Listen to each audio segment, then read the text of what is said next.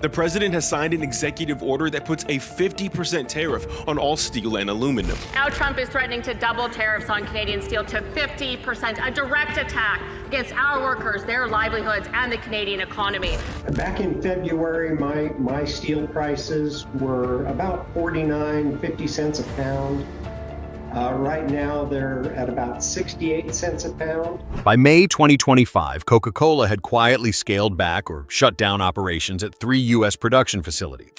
Not because demand fell, not because the product had changed, but because of aluminum, specifically the cost of it.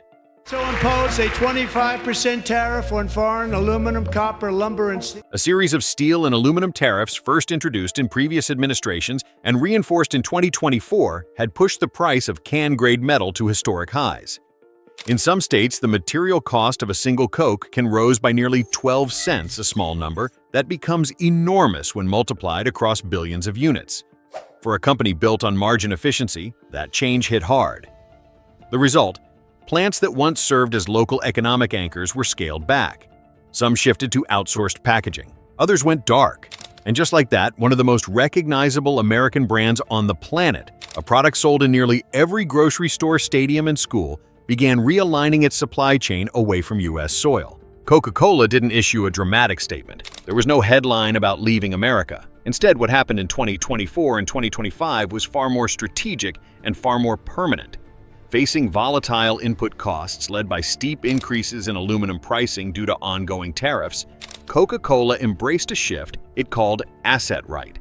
In plain terms, it meant owning less, building less, and outsourcing more.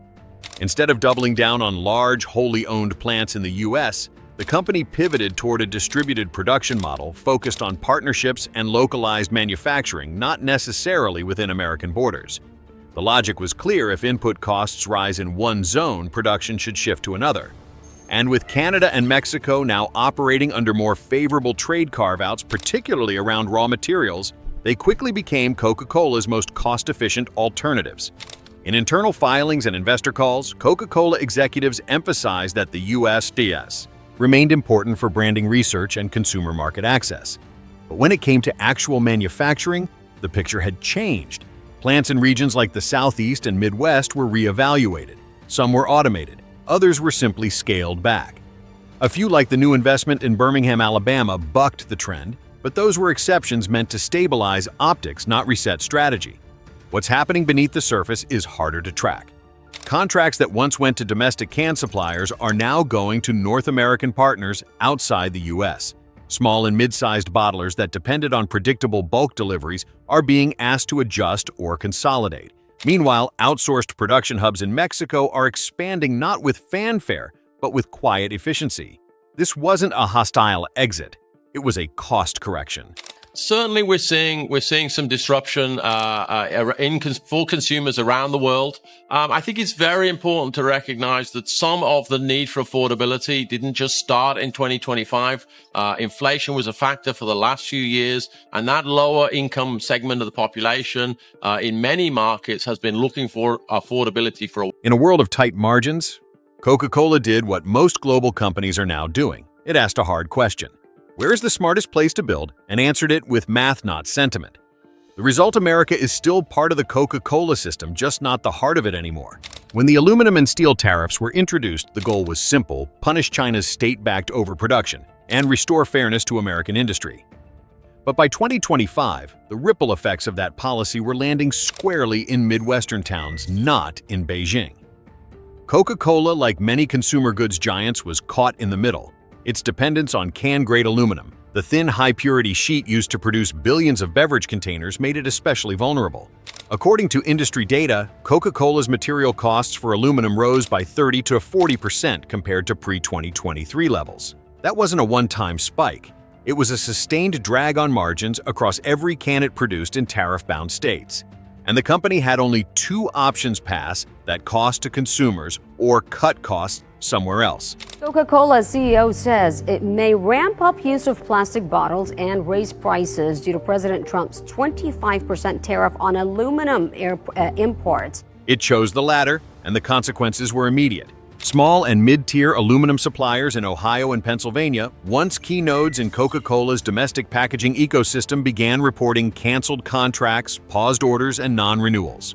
What were once stable multi-year supply agreements turned into short-term extensions or full exits. For workers, especially in union-represented plants, the result was clear: fewer shifts, more layoffs, and a rise in outsourced labor both domestically and internationally. The damage didn't stop at the supply chain. It reached the end of the line, the bottling facilities. Many rural towns, especially in the South and Midwest, had built their local economies around Coca-Cola's bottling presence. These plants employed hundreds, supported regional agriculture, and acted as predictable revenue generators for school systems and small businesses. But as cost pressure mounted and aluminum inputs became harder to secure, some of these facilities were deprioritized or quietly idled, not closed outright, just allowed to slow down. And when production slows, everything else follows. These weren't high-profile factory shutdowns. There was no national coverage, but they added up in missed paychecks, in disappearing contract work, and high school seniors reconsidering whether to stay in town or leave. Policy decisions, i.e. made with strategic intent abroad, had created strategic retreat at home. What was framed as a defensive measure against China had become, for some American workers, a slow economic evaporation: one lost contract, one furloughed shift, one closed line at a time. Coca-Cola was just the beginning. The spike in aluminum prices, fueled by tariff, supply chain bottlenecks, and tightening global trade flows, didn't just affect beverages. It rippled across entire sectors: food and beverage packaging, automotive manufacturing, consumer electronics, and even aerospace. All of them rely on specific grades of aluminum for efficiency, weight, and cost control. And when one of the most operationally efficient companies in the world starts to pull back, everyone else takes notice. A senior executive from a national packaging firm put it bluntly: when the biggest beverage company in the world says, "We're out," every smaller brand follows. And that's exactly what happened. Smaller beverage companies, snack brands, pet food manufacturers, all of them began reassessing their material sourcing and plant locations. The message wasn't just about Coca-Cola, it was about the cost of staying put. If aluminum remained this expensive in the US, then expanding or even maintaining production domestically stopped making sense. That's how entire industrial towns get skipped, not because the demand for soda or food declined, but because the inputs became too expensive to justify local production. A bottler in Indiana might still have the workforce. A parts plant in Missouri might still have the land, but the business case evaporates the moment raw material costs swing 40% higher than a nearby trade partner. This isn't a story of corporate betrayal. It's a story of cascading logic. One shift in one company becomes a signal to the next. One canceled shipment turns into 5 missed contracts. One plant pause becomes a regional slowdown. In supply chains, movement isn't isolated, it's contagious. And in 2025, the aluminum squeeze became the trigger point for a wider realignment. This isn't the story of a company in trouble. Coca-Cola isn't collapsing.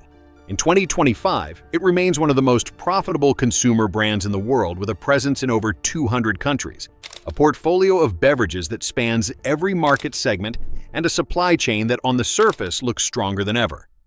But underneath that stability is a quiet shift, one that doesn't show up in quarterly earnings calls or front-page news. What's changing isn't what Coca-Cola does, but where it chooses to do it. In the past, the US was the gravitational center of that decision-making. Atlanta was not just Coca-Cola's global HQ, it was a symbol of American-scale manufacturing logistics, consumer dominance. But over the last 2 years, Coca-Cola has started redistributing that center of gravity. R&D still happens in the US, as do high-level strategy and branding. But when it comes to manufacturing, packaging, and material sourcing, the actual physical work of making and moving product, the company is looking further afield. Mexico now hosts multiple strategic bottling partners operating at lower cost and under more flexible regulations. Canada, with its trade exemptions and reliable infrastructure, has become a key logistics node for cross-border packaging. And Southeast Asia, while not directly in Coca-Cola's North American strategy, continues to absorb more of the company's indirect supply needs, from flavors to machinery components. What's remarkable is that this is not a retreat driven by panic. It's an optimization driven by policy. Tariffs on aluminum and steel, rising state-level energy costs, delays in permitting, and labor disputes have made some U.S. production zones simply too unpredictable for long-term capital deployment. So, instead of building new, Coca-Cola is adapting, not by scaling up in the U.S., but by scaling smartly elsewhere. And Coca-Cola isn't alone. This pattern reflects a broader shift in 2025 among American multinationals.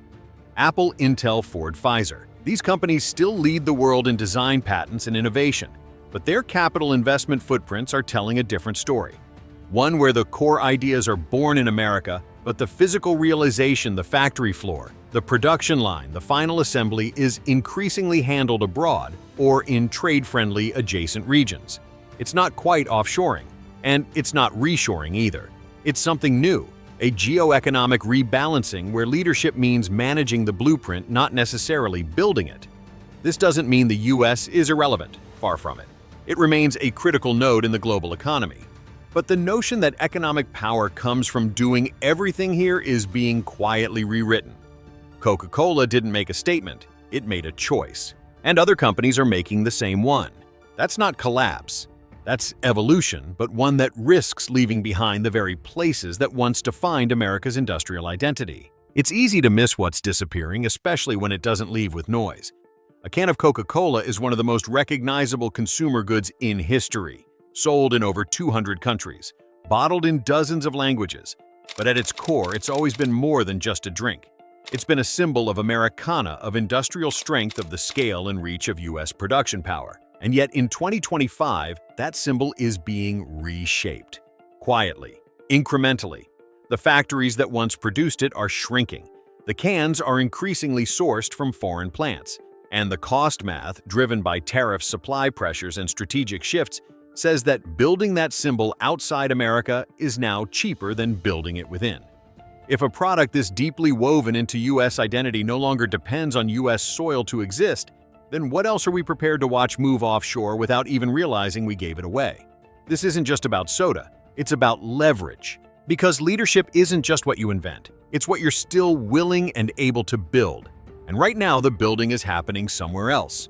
Watch where production happens. Not the press releases, not the slogans. Follow the factories, follow the contracts, follow the aluminum.